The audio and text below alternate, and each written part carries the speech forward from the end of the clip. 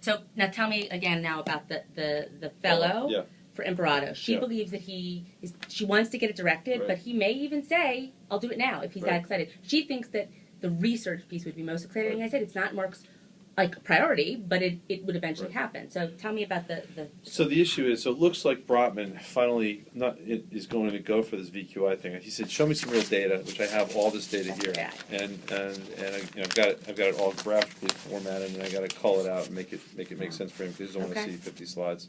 That's all from the SVS. That's great.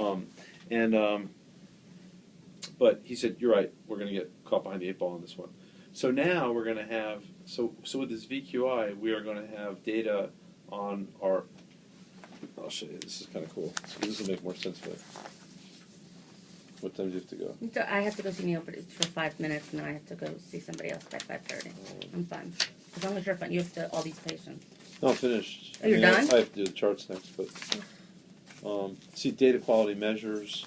So looking at endovascular aortic repair, and it shows from this for endografts, they're showing what the region did, 710 cases, and they blacked out the name of the center and how your center is looking. So these are colored, and it can show you how you're performing against all your peers. And what does that do? What's the purpose of that?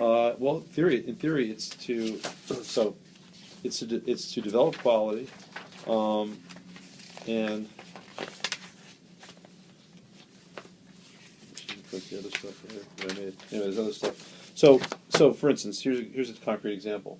From a hospital point of view, from a Brotman point of view, what it does is there's going to be metrics that these people are performing above the mean, and these people are below the mean, and in theory, the payers are going to say the people above the mean are going to get paid more. From a research point of view, the two big things were we give blood thinners during carotid surgery, and one of the examples that I have a graphic on was that somebody from the New England VQI. So there's all these regional VQIs, and then they coalesce into a national VQI. Got it. So we are part of the New York VQI. So in the New England VQI, which started accruing data in 2003, they started looking at rates of bleeding and reops in carotid surgery for people that used. We all use blood thinners during carotid surgery, stop clots, for people who gave a reversal for the blood thinner versus those who didn't. Okay. And found that there was twice as much chance of reoperation and therefore increased length of stay and therefore more strokes and more transfusions if you don't reverse the anticoagulation. But it was the difference between 1% and 2%. So both sets of groups, but over tens of thousands of patients. So both groups thought, hey, I'm doing pretty well. Like hardly any of my patients have to go back for bleeding. So, but once you throw 10,000 patients in the mix, it becomes clear, like, holy crap, this is the p-value was really statistically significant, and so it changed the whole way the country does carotid surgery for better outcomes. And now it's become a quality metric. So to answer your question, so what would this fellow do? A research fellow. Yeah. This is for a research fellow. Right, would have access to two data sets that we want to use to figure out, to determine epidemiology and therapeutic efficacy and cost efficacy in vascular disease. So, concrete examples are, we already own a database of 3 million patients who have gone through vascular screening. This is Lifeline data. Right. And we have 100 data points on each patient. So we have 300 million data points on vascular patients that we can ask any question, like from anything from if you're taking a statin, are you more or less likely to have a heart attack?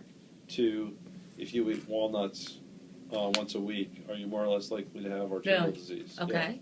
Yeah, we have data. We have epidemiologic data on 38,000 Native Americans that we haven't even started to look at yet because it's just. So this fellow, you think, could do that? Yeah, would parse this data, this Lifeline database, 300 million data points, and then you would have access to, once you join and start populating the VQI, you can go into that anonymized data set for And the whole see. country Mm-hmm. and ask those sort of questions, like And see how reversing you, blood right, thinners. right. Not only see how we do, but also publish it in the, so from the research point of view, so the first thing is the Brotman thing and pay for performance. But from an Imperato research point of view, a clinical fellow that does nothing but analyze outcomes. So it's an outcomes research.